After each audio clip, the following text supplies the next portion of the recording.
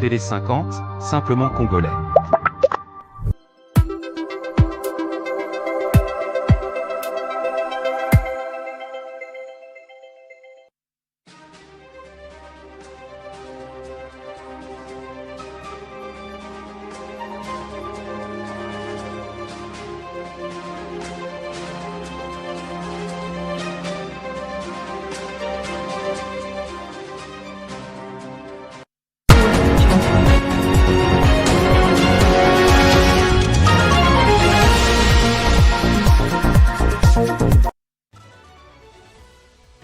À la une de cette édition du journal, que pensent les Congolais des consultations politiques de Bujumbura?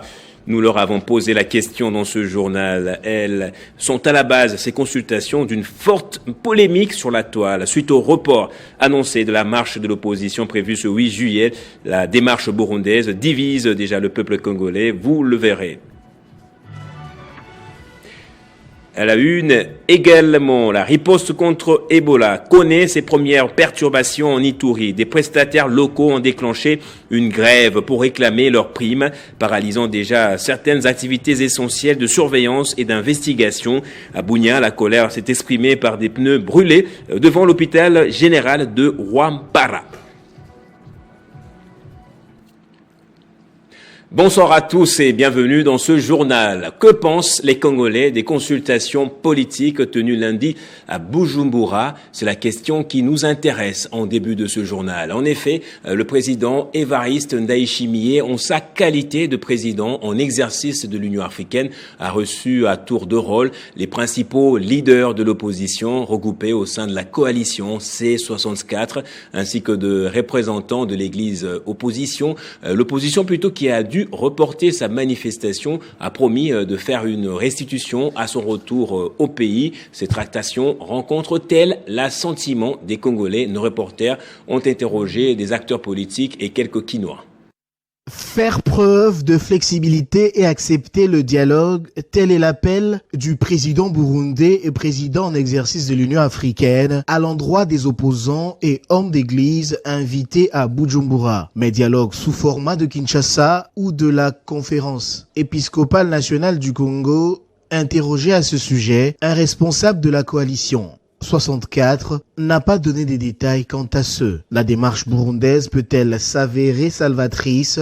Est-elle capable d'endiguer la crise politique née du débat sur le changement de la Constitution? Que devrait concrètement attendre le peuple congolais de la stratégie du président Évariste Ndayishimiye? Politique et opinion publique restent partagées. Je dis à la population congolaise, ça ne va rien donner comme résultat. Nous n'avons pas les problèmes avec le Burundi ou avec les opposants. Nous avons les problèmes avec un pays africain qui nous attaque pendant 30 ans. Tant qu'on ne va pas résoudre ces problèmes avec ces pays, nous serions toujours l'objet des attaques de cette façon. Un pays qui vient du coup prendre deux ou trois provinces dans votre pays.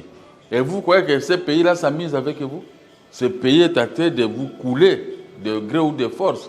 Donc, cherchons maintenant comment anéantir ces pays. Voilà ma position. Cherchons comment anéantir ces pays pour que la paix revienne dans notre pays. Les opposants cherchent des extravagances, mais ils ne vont rien gagner parce que Burundi ne fera absolument rien. Le Rwanda dit qu'il veut récupérer nos terres.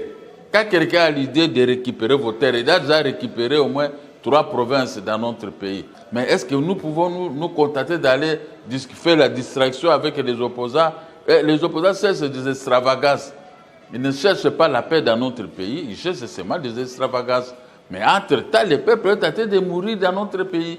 Et nous pouvons voir ça, comment nos concitoyens meurent comme ça, et qu'est-ce que nous pouvons trouver comme solution. Je crois que les opposants se sont permis d'aller auprès d'un chef d'État étranger pour aller écouter sa proposition, afin qu'eux aussi puissent parler de ce qui les concerne, pour qu'on puisse atténuer dans la beauté, tout en respectant les délais constitutionnels auxquels nous sommes régis.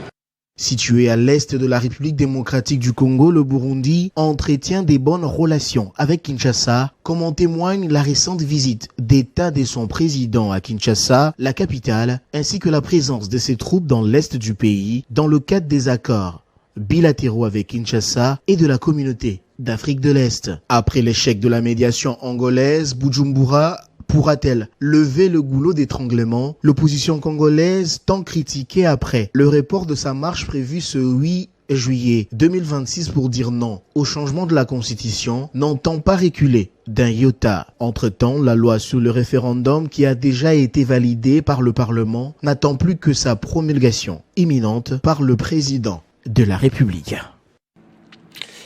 Le ministre Samuel Mbemba Kabouya défend la position de la RDC sur le respect des droits et libertés et mobilise en faveur de la reconnaissance des génocides congolais. Il a pris part la semaine dernière à la 62e session du Conseil des droits de l'homme des Nations Unies à Genève, en Suisse. Le ministre des Droits humains, Samuel Mbemba Kabouya, a pris part la semaine dernière à la 62e session du Conseil des droits de l'homme des Nations Unies à Genève, en Suisse. À cette occasion, dans le cadre du dialogue interactif consacré à la première présentation de la mise à jour officielle de la commission d'enquête indépendante des Nations Unies sur la situation des droits de l'homme dans les provinces du Nord Kivu et Sud Kivu, il a défendu la position du gouvernement congolais en matière de respect des droits et des libertés en République démocratique du Congo. Profitant de son séjour à Genève, Samuel Mbemba a également rencontré la diaspora congolaise, les ambassadeurs de plusieurs pays, ainsi que les organisations de défense des droits de l'homme, afin de plaider en faveur de la reconnaissance des génocides commis en RDC, un combat qui préoccupe au plus haut point le chef de l'État et président de la République, Félix Tshisekedi. À en croire le ministre Mbemba, ces échanges ont permis de présenter l'argumentaire de la République démocratique du Congo en faveur d'une reconnaissance internationale de ces crimes et de sensibiliser les différents partenaires sur la nécessité d'œuvrer pour la vérité, la justice et la mémoire des victimes. Nous sommes donc satisfaits de constater que nos interlocuteurs ont bien capté le message et ont pris l'engagement d'accompagner la République démocratique du Congo dans cette campagne pour la reconnaissance internationale des génocides perpétrés en République démocratique du Congo. À travers cette mission diplomatique, le gouvernement congolais entend renforcer son plaidoyer auprès de la communauté internationale, tant sur les efforts consentis en matière de protection des droits humains que sur la reconnaissance des génocides commis en République démocratique du Congo, dans l'espoir de voir aboutir une justice plus complète pour les victimes. À la une également, les médecins des hôpitaux publics ont suspendu plusieurs services dans le cadre de l'opération Hôpitaux sans médecins. Ils exigent des réponses du gouvernement à leurs revendications et maintiennent uniquement la prise en charge des urgences. Et dans le même ordre, je le disais au sommaire, la riposte contre la maladie à virus Ebola connaît ses premières perturbations en Ituri. Des prestataires locaux ont déclenché un mouvement de grève pour réclamer le paiement de leurs primes. À Bunia, des pneus ont été brûlés devant l'entrée de l'hôpital général de Rwampara. Certaines activités de terrain sont déjà affectées, notamment le suivi des contacts, les investigations et d'autres interventions essentielles à la maîtrise de l'épidémie. Journée internationale des coopératives en RDC à présent. Elle a été célébrée il y a quelques jours. La province du Maniema a abrité la célébration nationale de la journée. Plus de 20 sociétés ont été identifiées et enregistrées gratuitement à Kindu. Le gouvernement national et provincial ont insisté sur la nécessité de renforcer ces structures pour diversifier l'économie et atteindre le taux prise en charge voulu par le chef de l'État. En République démocratique du Congo, la journée internationale des coopératives a été célébrée dans la province du Maniema. À Kindu, chef-lieu de la province, 3 temps forts ont marqué l'événement, le lancement du vaste programme d'enregistrement des sociétés coopératives, l'identification des coopératives multisectorielles et polyvalentes de la ville et la présentation de leurs produits. Au total, 23 sociétés coopératives ont été identifiées et enregistrées gratuitement.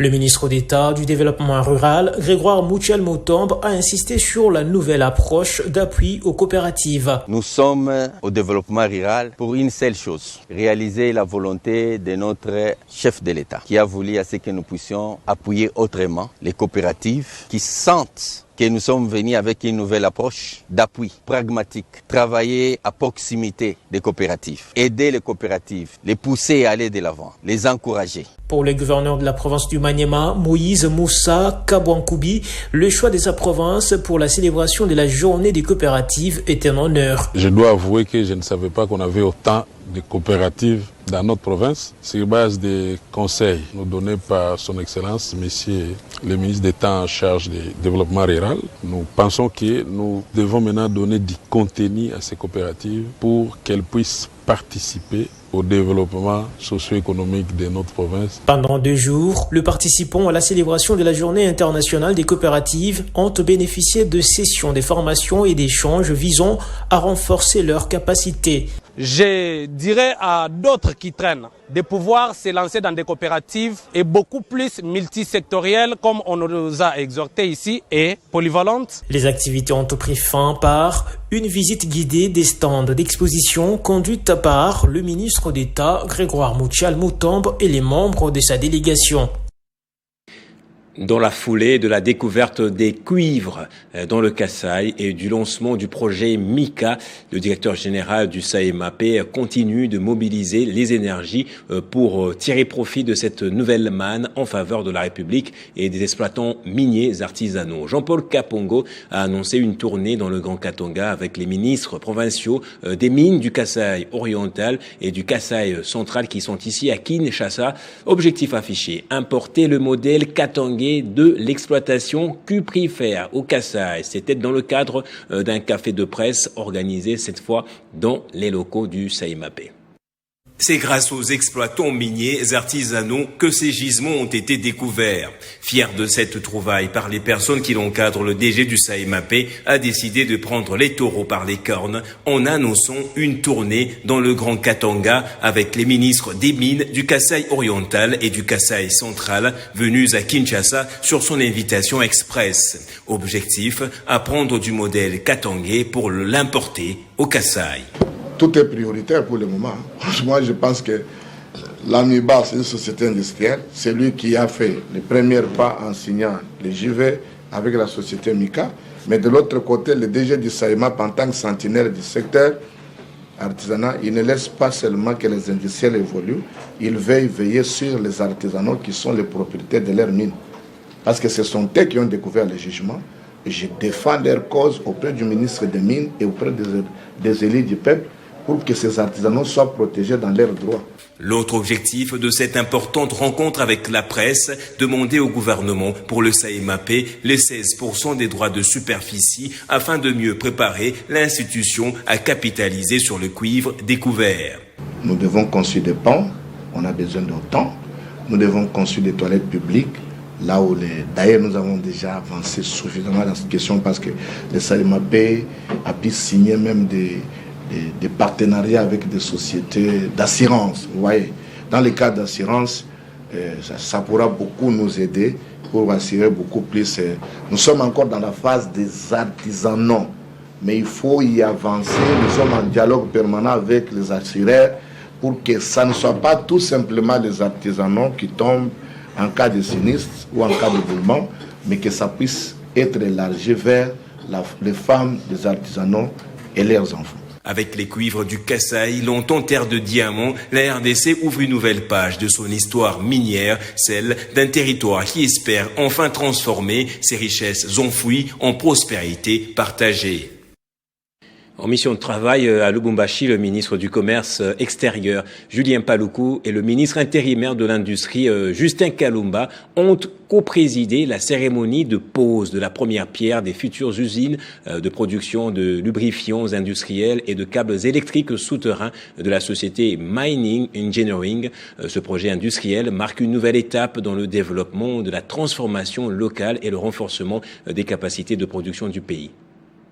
À Lubumbashi, dans le Haut-Katanga, où il séjourne depuis le 5 juillet dernier, et ce dans le cadre du renforcement de la promotion et de la protection de l'industrie locale en République démocratique du Congo, le ministre intérimaire de l'Industrie et ministre de l'Entrepreneuriat et Développement des PME, Justin Kalumba Mwanangongo, et son collègue du commerce extérieur, Julien Paluku-Kaungia, ont procédé ce lundi 6 juillet 2026 au lancement des travaux de construction des usines de production des lubrifiants industriels et des câbles électriques souterrains de la société Mining Engineering Service, MIS, qui fait partie du groupe Vinmat. C'était à présence du gouverneur intérimaire du Haut-Katanga, Martin Kazembechula, et des opérateurs économiques de la région. Une cérémonie qui est intervenue juste après celle de l'inauguration des 3 unités industrielles spécialisées dans la production des tubes carrés, des câbles électriques armés et des transformateurs électriques. Une initiative qui vient appuyer la matérialisation de la vision du président de la République, Félix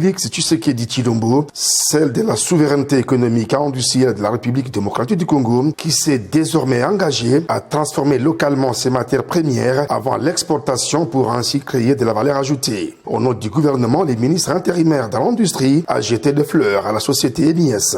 Nous venons de poser la première pierre pour une usine qui va produire les intrants industriels.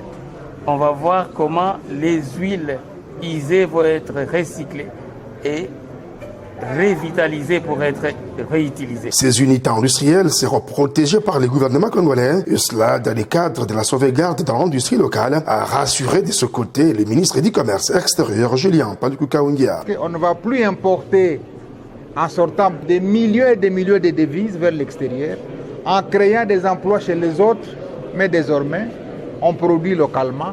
Et nous, comme ministre du Commerce extérieur, nous allons accompagner ces complexes, prenant des mesures de restriction des importations, parce que nous avons la capacité productive au niveau interne.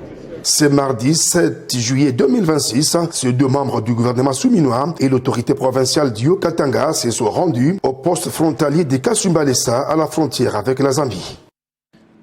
Et lancement ce lundi des travaux de réhabilitation et de modernisation de la maison communale de Likasi par la bourgmestre intérimaire Léa Banza Mwepu en présence du maire de la 2e ville de la province du Haut-Katanga. Un énième geste de cette dame de fer, comme on l'appelle bien évidemment, qui s'inscrit dans la vision du chef de l'État. Il est de ces femmes dont le destin est d'entrer dans l'histoire par la grande porte. Il est de ces femmes dont la destinée est de bâtir un avenir meilleur. Banza Mwepu Léa est de la race de celle-là. En lettres d'or, la bourgmestre intérimaire de la commune de Likasi est en train d'écrire l'histoire de cette municipalité et les générations futures en témoigneront.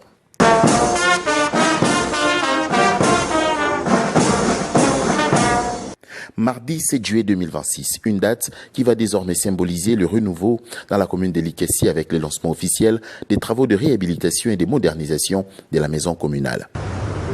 Je voudrais, en premier lieu, rendre un hommage appuyé à son Excellence, Messieurs Félix Antoine Tshisekedi Tshilombo, président de la République et chef de l'État. Pour ces efforts de paix et de stabilité ne sont pas à démontrer. Vision matérialisée en province par son Excellence, Monsieur le gouverneur de province, Martin Kazembechula.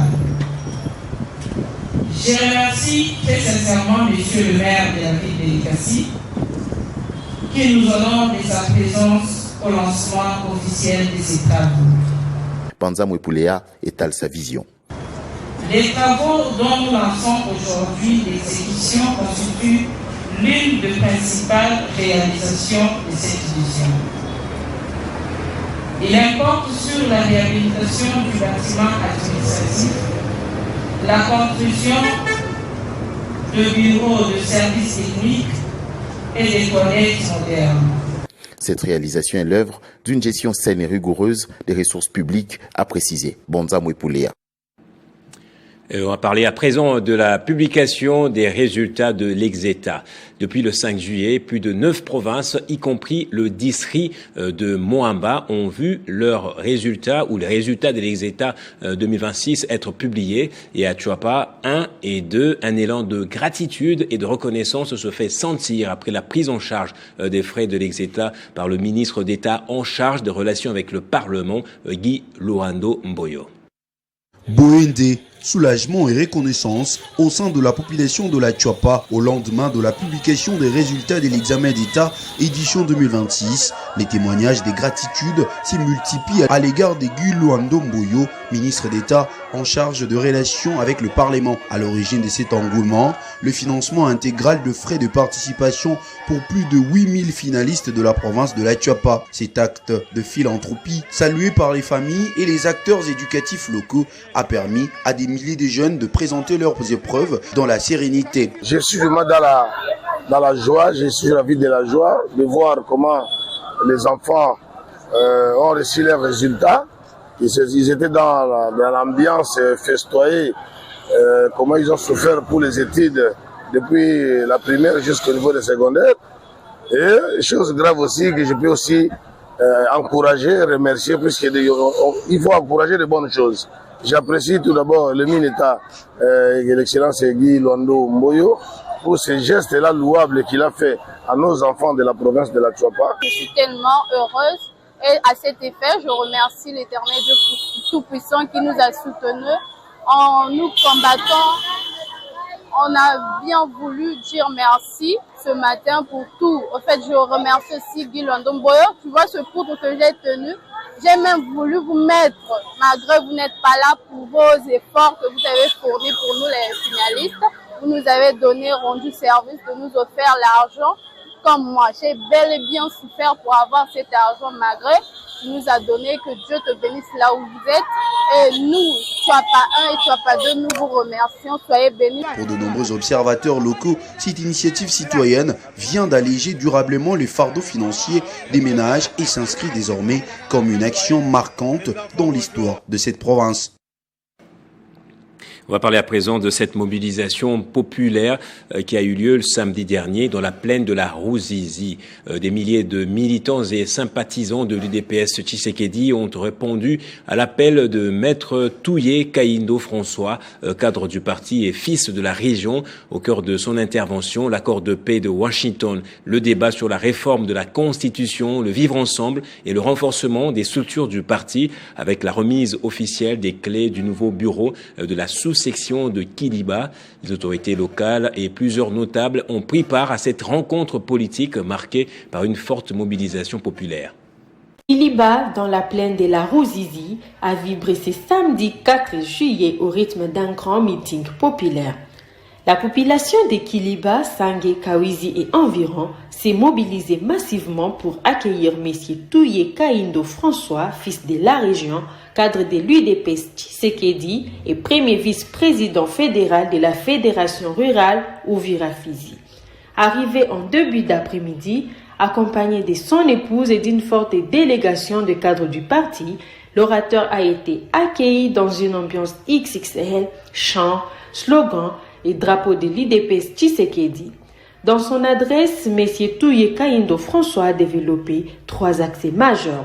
Il a tout d'abord salué l'accord de paix de Washington et la diplomatie du chef de l'État, Félix Antoine Tshisekedi Tshilombo, qui a permis la libération sans condition des Sangé, Kiliba, Luvungi et Uvira, occupés par l'AFC M23 soutenu par le Rwanda. Il a ensuite appelé à un débat responsable sur le changement de la Constitution pour des institutions fortes. Enfin, il a prêché les vivre ensemble et la collaboration avec les autorités locales, la PNC, les FRDC et les Wazalendo. Au cours de cette activité, l'orateur a rendu hommage à l'honorable Augustin Kabouya, secrétaire général du parti pour le maintien idéologique de l'UDPS Tshisekedi. Le message que nos bases puissent rester statiques, puissent suivre leur leader, et nous les tenons. Nous avons qu'un seul leader au Congo, c'est Félix Antoine Tshisekedi, et nous c'est les tenants qui sommes sur le terrain. Nous sommes en train de vulgariser la vision du chef de l'État.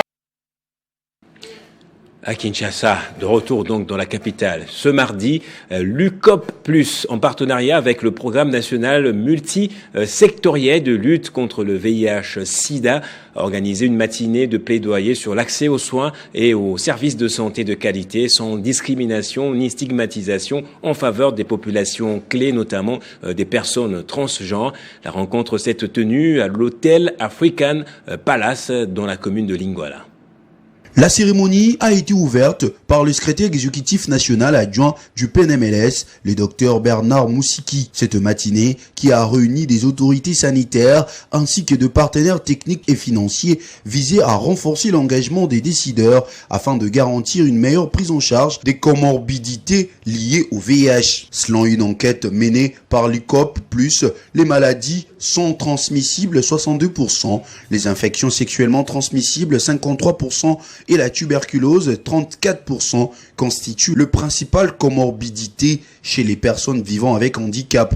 Pourtant, moins la moitié de personnes diagnostiquées bénéficient d'un traitement adapté. Les docteurs Lucette Womba et Kaboué Kasseya ont également livré leur témoignage à la presse. Nous demandons à ce que les gouvernements, à travers tous les programmes concernés, dans les maladies non transmissibles, il y a plusieurs programmes concernés, que nous puissions nous mettre ensemble pour pouvoir élaborer des documents, un document assez intégré, un plan intégré pour voir comment accompagner ces personnes, comment résoudre les problèmes qui se présentent.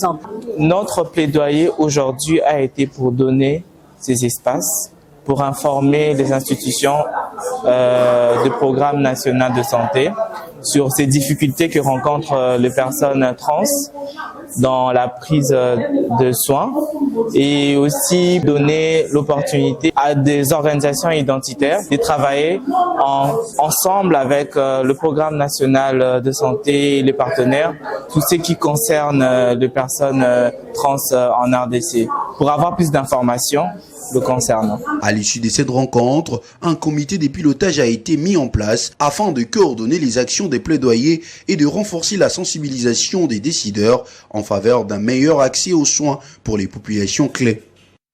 On va terminer ce journal dans la commune de Fungu-Rumé. La commune a accueilli lundi le secrétaire général de la décentralisation, Flori Monkamba Elombo, en visite après sa participation au 28e anniversaire du trône du grand chef Bayeke. Aux côtés du bourgmestre intérimaire Aline Makano, il a salué les efforts locaux pour doter la cité d'infrastructures modernes, reflet de la vision nationale, plaçant le peuple au centre des actions. La commune de Fungourmé a connu un événement d'envergure en accueillant le secrétaire général de la décentralisation Flori Mokambia Elombo, accompagné de l'expert Patrick Ilunga Mukala, après avoir pris part au 28e anniversaire du trône du grand chef de la chefferie de Bayeke et roi de Garingazé.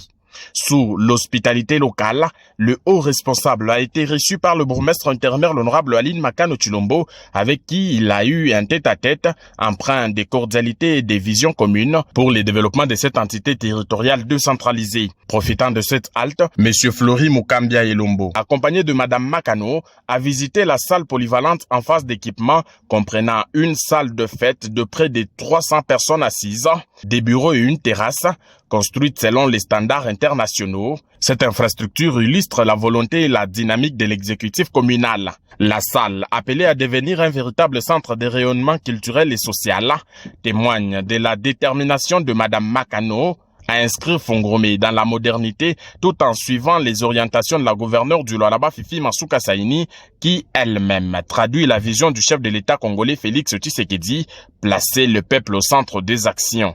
Cet événement n'est pas seulement une visite protocolaire, mais un symbole fort de la décentralisation en action. Il met en lumière la synergie entre les autorités locales et nationales pour bâtir des infrastructures modernes et renforcer la proximité avec les citoyens. Fungourmé, par cette journée mémorable, s'est affirmé comme un acteur clé du développement du Lualaba et un exemple de la mise en œuvre de la vision présidentielle. Voilà qui nous conduit à avoir à présent le rappel des titres de ce journal.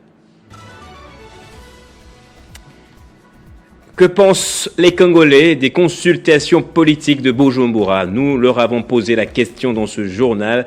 Ces consultations sont à la base d'une forte polémique sur la toile suite au report annoncé de la marche de l'opposition prévue ce 8 juillet. La démarche burundaise n'a pas convaincu certains acteurs politiques, comme vous l'avez suivi dans ce journal. Et dans l'actualité en santé, la riposte contre Ebola connaît ses premières perturbations en Ituri.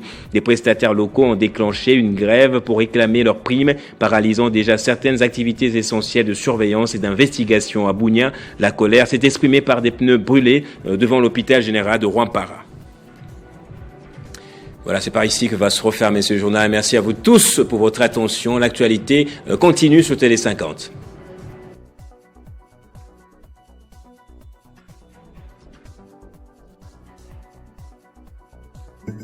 Retrouvez toute l'actualité en continu sur www.tele50.cd.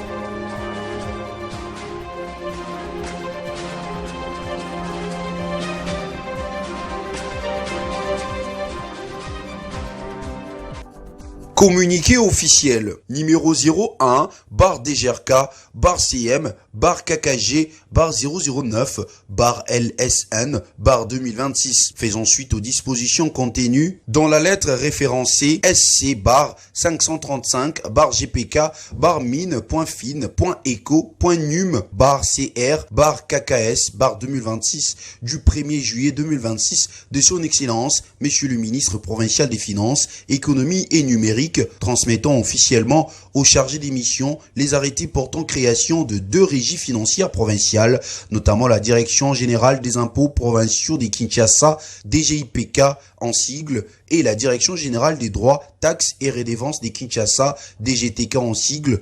La Direction Générale de Recettes de Kinshasa, DGRK en sigle, informe les contribuables, personnes physiques et morales, assujettis aux impôts, taxes, droits et redevances revenant à la ville de Kinshasa, ainsi que l'ensemble de l'opinion publique, afin de garantir la continuité du service public. Une période transitoire est observée durant laquelle les structures de la Direction Générale de Recettes de Kinshasa demeurent opérationnelles jusqu'à l'installation effective des structures des régies supramentionnées. À cet effet, les contribuables sont tenus de s'acquitter de leurs obligations fiscales dans les délais. Les retardataires s'exposeront au paiement de pénalités et des amendes conformément aux dispositions légales et réglementaires en la matière. Fait à Kinshasa le 8 juillet 2026. Kaja Kamboa Gérard, chargé de mission.